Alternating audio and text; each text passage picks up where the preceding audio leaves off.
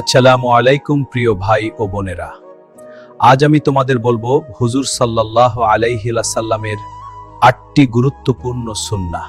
তুমি কি জানো রাসূল সাল্লাল্লাহু আলাইহি ওয়াসাল্লামের এমন 8টি সুন্নাহ আছে যা জীবন বদলে দিতে পারে? প্রথম সুন্নাহ, সব সময় হাসি মুখে থাকা। দ্বিতীয় সুন্নাহ, মাথা নিচু করে বিনয়ীভাবে চলা। তৃতীয়, ঘুমানোর আগে চোখে সুরমা ব্যবহার করা।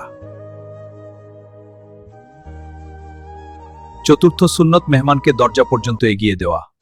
আসুন আমি আপনাকে দরজা পর্যন্ত এগিয়ে দিই। জি, ধন্যবাদ। খোদা হাফেজ, খোদা হাফেজ। 5 নম্বর সুন্নত, একজন আরেকজনকে সালাম দেওয়া।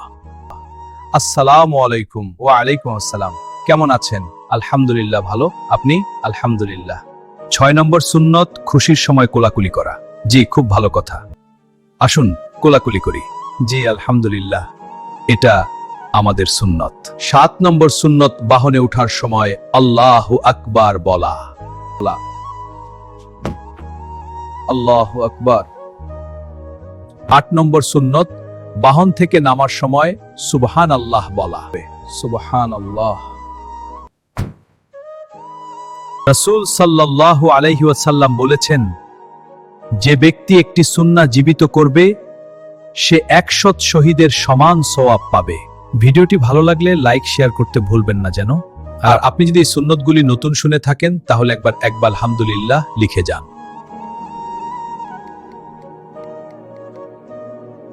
ইসলামকে ভালোবেসে নূর-এ-ঈমান চ্যানেলটি সাবস্ক্রাইব করুন।